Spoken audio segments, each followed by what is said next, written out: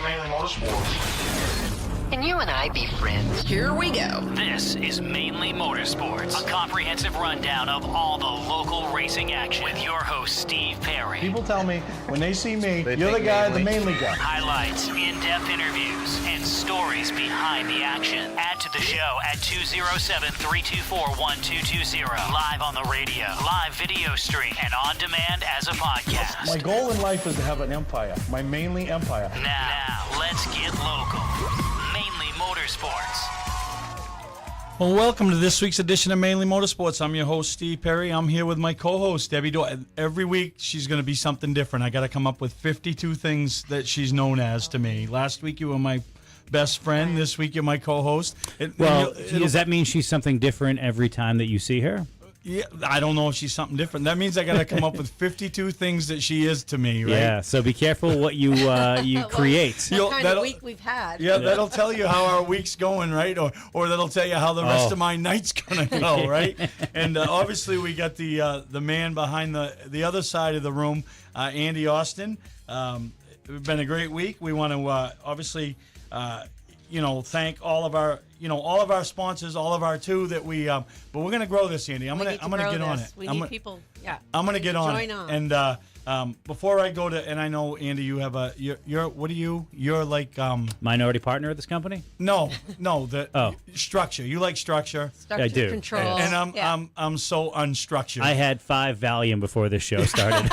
I'm so unstructured. No, so okay. before I get into it, I want to say that I ran into one of our founding partners at the other night at Wiscasset and thanked him for coming on board and being a partner in this and helping springboard us off the ground. And without our partners, this show doesn't exist, and we already have 2 that have lined up. They were there on day number 1, and every time that we see people in the pit area, they're like, "Oh, I'm so glad you brought back Mainly Motorsports. That's great." And there are people who are interested. I'm going to tell you, this show will be sold out before too long. It's all about putting those deals together. But you can still get in on the ground floor of this one if you want to be a founding partner.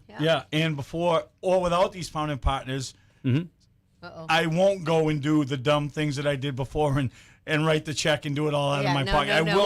We need founding partners. I will not do that again. Yeah. But Mainly Motorsports is driven by Rejuvenate, Canna of Parsonsfield, supplying the Northeast with the finest flour, and more ways to enjoy their products are coming soon. Connect with them on social media, primarily on Facebook and Instagram, and by Dow Excavating, now hiring the right CDL driver and family-run company out of Hollis, DowExcavatingInc.com. So big supporters of our show and big supporters of motorsports in general. And that's really what it comes down to is these people are really doing a great job of, really paying it forward and, allowing platforms like this to continue to talk about racing and tell the stories of the people who are behind the wheel. And, as a race announcer for so many years, that's what I did and still continue to do a little bit here and there, and especially on the show every single week. And, boy, do we have some stories for you tonight. We have not 1, not 2, but 3 big-name guests who all accomplished things this weekend. Yeah, and, when you say big-name guest, they might not be household names, but to the people that support them on a weekly basis, they were big names the other night for them, and stories. Big stories. And talking about, one of our founding partners, the one that I talked to up to Wiscasset, Trevor, a lot of times he's the big name in that household on a weekly basis, but not this past week. His stepdaughter, Amara, had a great run up to Wiscasset, finished in the top 5, and It was one of her first time in the top 5, yeah, and she ran a great race. Ran a smart race. And sometimes when you run those, what we call entry level, not the strictly streets are entry level, but I think they had 26 strictly streets. And Jeez. Really? No, Yeah. yeah, it's a crowd. It's like an enduro. Those are enduro numbers. No, and she held her own. Yeah, and Dan McKeag and Matt Canna and some of those guys, and in that class you got 25 laps, so you got to make it happen. And she drove her race, and that's what I tell people all the time. Sometimes you got to drive your race. Don't get hung up with everything that's going around you. Drive your race, and that's exactly what Amara did. And at the end of it, she found herself in 5th, having to go to tech. Happy to go to tech. Yep. Yeah, and then load it in the trailer. It's like I like in going to tech, like being a mid-level person in your company who finally gets to go to the meetings that all the big wigs go to. Exactly, the first couple times that you go to those meetings, you're like, I'm so excited to be part of this meeting. That's great. And then after 6 months, you're like, another stupid meeting, whatever. You know what I mean? So enjoy the glow. The first few times in tech is a big deal. No, so congratulations to her. And, in Wiscasset, we were up there the other night, and it used to be known as Mainely Motorsports night. And one of the best nights of Debbie's life ever happened up there. No, tell him. What was it, 8 years ago? I think 6 or 7. I don't know. We don't even keep track. What do you mean we don't? We were sitting there. You brought it up the other night? What was it?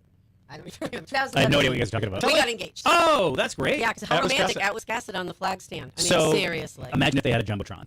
All right. What's more romantic, being proposed to at a racetrack or being proposed to on a Jumbotron? I think Not that you've had both. I think neither one is. What would you choose? Or would you rather? So the other night, right, we were sitting in the stands, and I said, we ought to go up there and do like a reboot, And, I'm almost 100 pounds lighter. You're less portly. Me, Right. that's what he said to me. To you? It was so romantic. Well, you were looking at me, and I'm like, I'm looking across the room. Because he doesn't dare look right I don't back want at to me. feel like I don't want to feel right. I said we ought to go up and you know what I mean. Yeah. So every time we've gone to Wiscasset since then, They right? have the same crowd. The people and and they are they always ask us. They ask every time, are you married yet? Are you married yet? yet? No. No. So just a great time. But the It's racing such a was great great. atmosphere. And we get a ton of recaps to do. I love the fact that we don't have rain to talk about. But I want to talk about the Wiscasset results. So it was a fun night. We had so much to go. And Cal Inman in the Roadrunners, great points night for him as he won the makeup race and then won the actual race, the regular race. And then the late models, Tyker Colby actually dominated. But you never want to see cautions at the end of the race, but I think everybody wanted to see a caution because Daniel Harding, who's been the top dog up there in the late models, got the second. So everybody wanted to. You don't want to see a caution to spoil the race, but everybody wanted to see those two fire off against each other. It didn't happen, but congratulations to Tiger. The modifieds, David Greenleaf, first-time winner. What a great race. Adam Chadbourne, 70-time feature winner up there on his back bumper for 25 of the 30 laps. Yeah. So he earned it. He absolutely earned that win. And then the Strictly Streets, Ben Burgess, 2-time champion in the 4-cylinder pros, but he won his first ever race in the Strictly Streets, so that was good. And then the champs were there, the senior champs and the master champs from our track. Mm-hmm. So we run them together, and then we have winners out of each class. And Parker Doucette picked up the win, and Mike Ramsey picked up the win. So it was cool to be a part of Wiscasset that night. So that was pretty good. And then Debbie's got, what do you got for results? Let's go to Star. Star had a good night. We had in the late models Jimmy Renfro, in the slingshots Jackson Philippone. In the 6-shooters was Steve Miller Jr. The pure stocks was Chris Quinn, and the Crown Vic cruisers was Trevor Mitchell. Yeah, so and this week will be a big night at Star. We'll get into that later on in the night. So and then Mondays isn't our usual night. So if you're tuning in tonight, don't think you're going to see us every Monday, even though you will next Monday because we're going to be going up and. Anybody who's anybody is going to be at the Celebration of America 300 over the course of next Tuesday and Wednesday over at Oxford Plains Speedway. That's turned into such a marquee event in a very short amount of time. And also, the reason why we're on tonight, Monday, is because we also broadcast the Sanford Mainers games, the away games. And we're proud to say we're the most local radio station on your dial. And we support the home team when they are away, so we broadcast all Sanford Mainers games on our radio. So they're away. One of the very few times they're away during summer on a Tuesday, and that falls right at the same time as the show does. So we moved it to Monday this week, next week as well for the Celebration of Americas. There are a couple in July that we'll deal with when we get to July. But a lot of great ways for you to connect with the show. Thank you for supporting us. We had a ton of new subscribers on YouTube, so we're streaming the show on YouTube. We're also streaming it on Facebook. If you want to join in the chat on that, we'd love for you to check in that way. You can also reach us at 207-324-1220. That's 207-324-1220. Steve teased out that we have some guests here tonight. At 6:20, we're going to be talking to a driver. Can you imagine doing this for 42 years and never going to victory lane?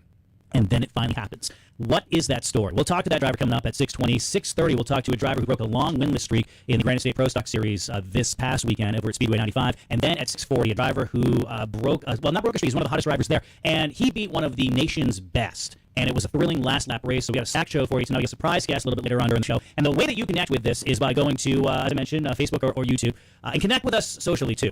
You can do so by following us, Seacoast Oldies, on Instagram. You can also like us on Facebook. Stay connected with our channels. Leave on your alerts, so in case we decide to, hey, put the show on Monday, you'll actually know about it. So again, follow us on social media. And you can also get to call Old School, because this does exist as a podcast after we do the live broadcast. But to take part in the live broadcast, 207-324-1220, 207-324-1220. Let's continue with a couple of results here before we go to break. Over to Oxford Plains Speedway, first-time winner. And there's nothing like a first-time winner. Now, can you imagine you pick up your first win at Oxford, and you're sharing the podium with some guys that have won that race in August, the Oxford 250.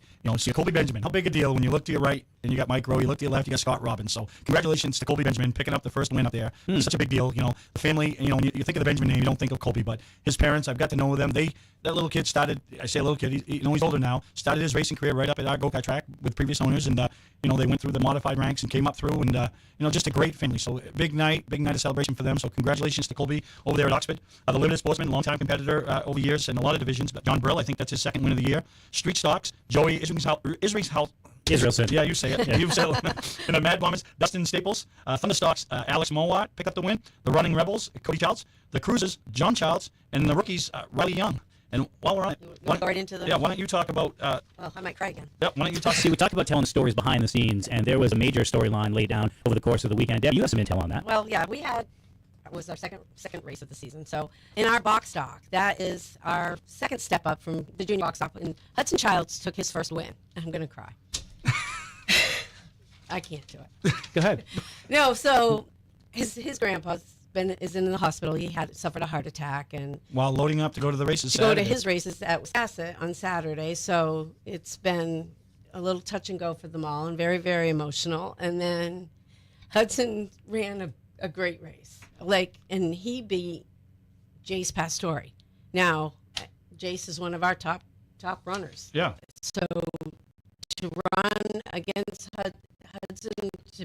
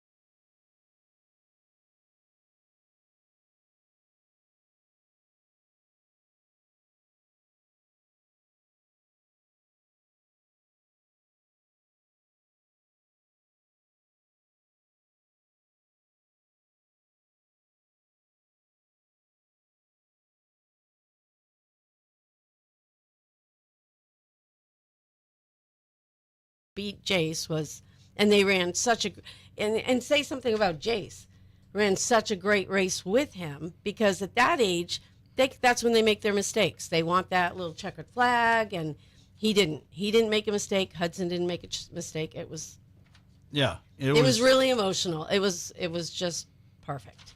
Yep. And then so it was awesome. So it was great. And then in our Sportsman Champ Red, we had Cole Talon.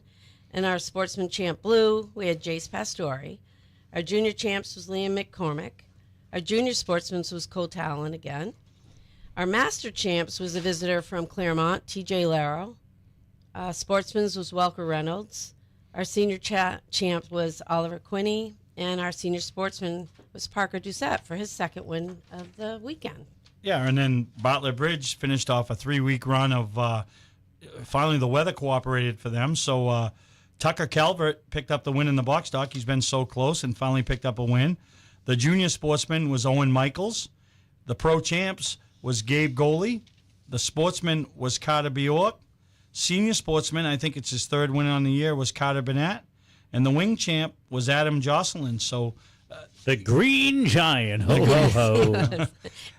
When we talk about go-kart racing, it is alive and well up here in the Northeast. You think you're too big to ride a go-kart? Go stand next to Adam Jocelyn. Next to Adam. You get stuffed in there. Jeez, I'm crow. So, it was a great weekend. All the tracks are able to get their racing in. The weather wasn't we had a little bit of weather on Sunday morning, but at least the weather wasn't a factor, Hey, speaking of weather, we have a look at weather coming up on the other side of these, and also our first guest of the night. If you'd like to be part of the show, it's 207-324-1220, and we're back after these. It's Mainly Motorsports on Seacoast Oldies. Getting older doesn't have to feel like it's a constant battle. Rejuvenate Canna offers natural relief, thoughtfully made, just for you. No pills, and you don't have to go through a series of specialists to get the relief you need. Rejuvenate Canna supplies dispensaries with the highest quality handcrafted flour across the Northeast. Connect with Rejuvenate Canna on Facebook and Instagram and stay connected for a new chapter of Rejuvenate. But more on that later. Rejuvenate Canna. Quality, care, consistency. Retired doesn't mean you're done. If you've still got the drive, Dow Excavating has the wheel. Dow Excavating of Hollis is searching for a part-time CDL driver. You'll drive parts of York and Cumberland counties. Local roots for a family company with local roots. Competitive pay for someone who's put in the miles and enjoying the ride of life. Find more information at dowexcavatinginc.com. That's dowexcavatinginc.com. Dow Excavating is an equal opportunity employer. Here's the York County weather now on Seacoast Oldies. For tonight, it's going to be clear. It's going to be mild, low temperatures by early Tuesday morning, right around 65 degrees. And sunny and hot weather on Tuesday with a high near 96. Very humid as well. For tomorrow night, partly cloudy skies around 72. Then about 89 on Wednesday, with mostly to occasionally just partly sunny skies. This is meteorologist Gary Best, here on the station that plays the greatest hits, Seacoast Oldies. And now, back to Mainly Motorsports. Well, welcome back to Mainly Motorsports. I'm your host, Steve Perry. I'm here with Deb Dorr and the famous Andy Austin, who got back behind the mic this past weekend. And what did it feel like, Andy? Oh, my goodness. I was, first of all, we were at Lee USA Speedway for the Beach Ridge night, and they have done this for, the last year, and now it's the second one. It was so neat to, to be kind of back in that time warp. Because what I do today when it comes to race announcing, I do maybe a half dozen races a year with Flo and the NASCAR Wheel and Modified Tour, and that's a completely different beast. I've had to dial back doing a lot of the things that I did for 25 years, and there are two things that have changed. One, everybody's listening because you're focused in on broadcast, and it's a different. It's people I don't know, and I haven't known for the last 25 years. But more on that in just a bit. I'd rather talk to someone who actually accomplished something that hadn't happened in his 42 years behind the wheel. Ladies and gentlemen, it is my pleasure to bring Scott Bashan on to Mainly Motorsports. Scott, you are live on the air. Good evening, brother. Good evening to you. What an honor to be invited to your show. How's the temperature over there in the great state of Maine today? Well, Scott, it is about 91. I didn't leave the station most of the day. When I walked in, it was 91. Yeah. Yeah. So Devil's Bowl Speedway is where Scott Bashand races, and a couple of weeks ago on the show, we were talking about Busch North drivers who would, make a comeback and who that would be. Scott has been dabbling over at that racetrack for a number of years, and finally broke through to victory lane. It was awesome to see Justin St. Louis, shout out to him, post a picture of wait a minute, Scotty won a race? That's amazing. So Scott, again, correct me if I'm wrong, it's been 42 years behind the wheel? 42 years, holding on to the wheel, yeah. Tell me what the last 5 laps were like for you. I broke every rule in the book. I had every voice in my head from years past. The Kelly Moores, the Dick McCabe's, the Robbie Crouches, the Jamie Obies. When you get the lead, this is what you don't do. And I absolutely did everything that I was told to never do. Yeah. I'm looking at the pylon to see how many laps are left and who's behind me. I am changing my line to find more speed. Well, I got into the lead, stick with the line that worked to get me there. All of that was a wash. That's crazy. And what was the reaction after, though, from your peers? From my peers? Yeah, your peers. All the other competitors. Was it like when they told me I was too old to be doing it? Yeah. Wait, how old are you now, Scott? 60. 60, and still getting it done. And I said, when Mike Rowe hangs it up, the bar will be set, and I'll know where I'm heading. Mike Rowe got some time. He's the Rolling Stones of racing, because it used to be that you were 60 and you were not going to race anymore. There was a cutoff there, and then Mike kept on going. And then when he turned 64, he was eligible for the Mainely Motorsports Hall of Fame. And then he got put into that, and then just kept right on going. Scott, racing in the Busch North days, that's where he and I first crossed paths when I was crewing for Barney McRae, and so many fun stories that we probably can't tell on the air. But there was one that really stuck out, and maybe you were just BSing 15-year-old me. When you, back in the day, would wear a cowboy hat, you would look disturbingly like Richard Petty. And true or false, you once signed autographs, not for profit, as Richard Petty. That has been rumored that I don't know I can for sure confirm. Scott Bashand. I figured that the cowboy hat would stand out better than me wearing something or nothing at all. I mean, I needed to do something to try to set myself. I wasn't fast enough to set myself aside, so I had to do something different. Yeah, you just got to bring attention to yourself. So, Scott, over the years, you, of course, raced American Canadian Tour, you raced in Busch North, and now you're racing 500cc mini sprints. Tell us about back in, say, the Busch North Act days. What were a couple of your memories sticking out on people that, because you had some shining moments in those days, and some of the drivers that you raced against that you fondly remember? Oh, there are just so many. I mean, for me back in those days, I was nothing more than a racing super fan that wanted the better seat, and I had it. I could watch everything from where I was at. But, I mean, some standout stuff. I had a couple of good runs in the Acura car. Claremont, for example, up at Ottawa, running in the top 10 was so not like me. Going down to Stafford and coming from the rear because I forgot what year I was in qualifying, but getting up to the top 10 there was fun. But then there was the other stuff. Having Andy Santier in my car out of Jennerstown is still one of my fondest memories of what a great night we had out there with Andy holding on to the wheel. I vaguely remember that. At Claremont. Yeah, Robbie Crouch in the Acura car one night. He needed a ride at Claremont after something happened in practice or qualifying. And those meant just as much to me as running well did. Scott, you just picked up your first win in 42 years. Everybody was so excited. I couldn't wait to have you on this particular show. But of all the people that you have met throughout your life of racing, is there someone who surprised you that you didn't expect for them to reach out over the last couple of days? Is there anybody that's been like that? You know what? I'm still filtering through some 300 messages. That's what it's all about. Awesome. That are out there. And yeah, there have been a few. Our good friend Dave Mooney gave a nice little poke and said, "Not bad for an old fart in a used car." I can hear him saying that. Yeah. That's awesome. Well, Scott Bashand, it's been a pleasure to have you on the show this evening and mark the occasion of your first victory in 42 years. So that means 2 straight top 5s for you. What does the rest of the year look like for you? And now that you got that first win off your back, can we get number 2 this year? Well, I'm hopeful, but I've definitely learned that racing is a very humbling sport, so this may be the only one, but you know where my heart and my head is at. I don't want to be a one-off. I really want to have somebody call me a winner because there's a few boxes checked off in that department. Oh, that's awesome. Well, Scott, thank you so much for your time. I know you were on the road, and you're taking time away from that to talk to us here in Maine, and have a great evening, man.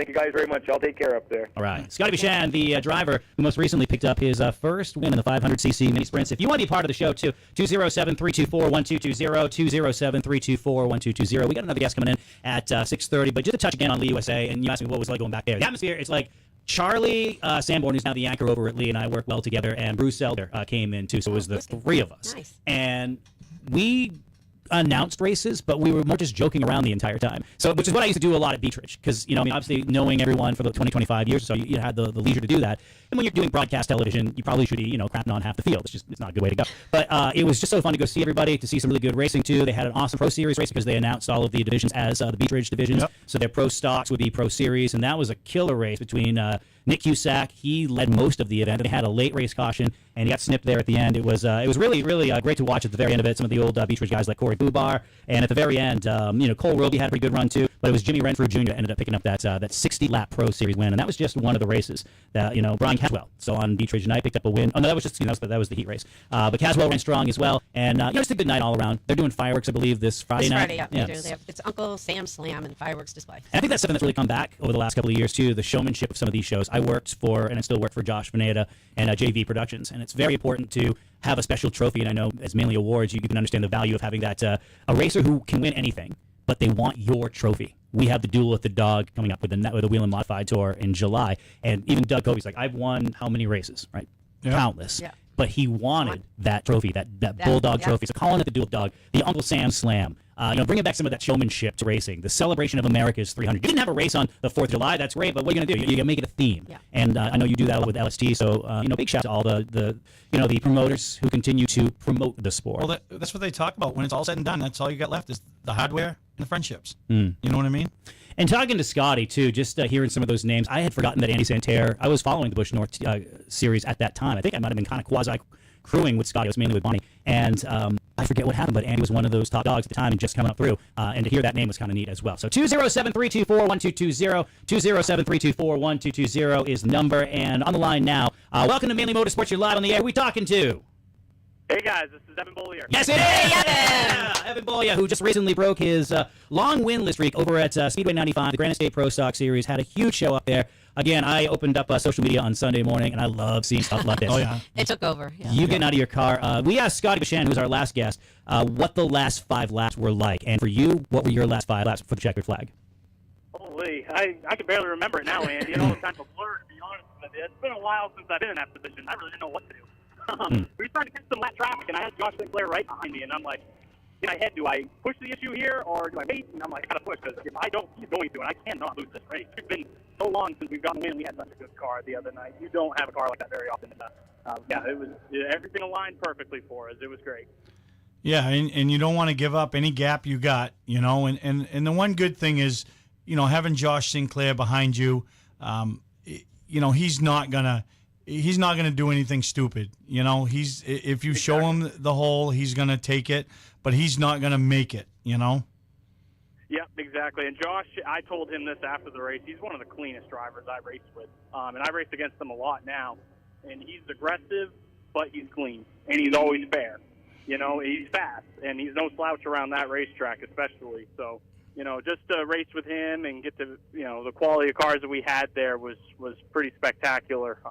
And just racing around that track and to be able to pick up our first Granite State Pro Stock Series victory was like I said, it was just spectacular. I still can't believe it. What was more important to you, winning that Granite State Pro Stock Series race, or the last race that I remember you winning, at least in a super late model car, which was at Beechridge, either 2012 or 14? Which one was it?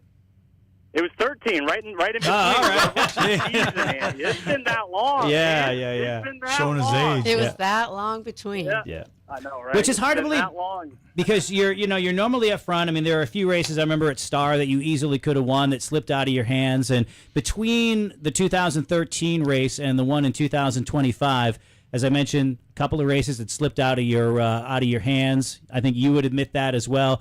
But mentally, where were you when like say the last one happened? You thought you could have won, and things just didn't work out. Did you ever think that you were going to get back to victory lane? And if so, what kept you going? Gosh, it's been, it's hard in this game.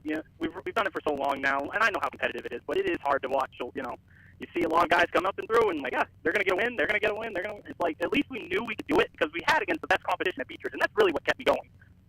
Back in 2013, that was a stacked field, and Andy, you know as well as anybody how stacked that we were at Beechers at that time, and that's really what kept me going. But I'll tell you, we tried the Pass Tour a few years ago, and I told all the team this, the lowest moment of my life as far as racing goes, we had a race at White Mountain, and we wrecked coming to the green, and it was a doubleheader weekend. We had a hotel all planned. It was going to be a great weekend, and that one, we're wrecked. And I'm just staring at the car, and I'm like, why are we doing this, and why am I doing this? And that's probably not the only time that I thought about quitting, but we kept going, so. Steve, you might know the answer to this one. Who was the guy that wrecked Archie's car coming to the green in like Xfinity back in the day? It reminds me of time that like the race was starting and then the guy that was driving for Archie, go fast, slams at Josh Wise. Did Wise drive for him? One of those guys. The name sounds familiar. I don't think it was Wise, but it was someone like him. Yeah, that had to be ultimately. Josh Wise is catching straight. Yeah. So apologies to Josh Wise, who's probably like full of CrossFit, could kick all our rear ends, because he became a trainer. Oh, yeah. Evan Boyes, our guest, he just won the Grand State Pro Stock Series race on Saturday night. Are you running for points again this year?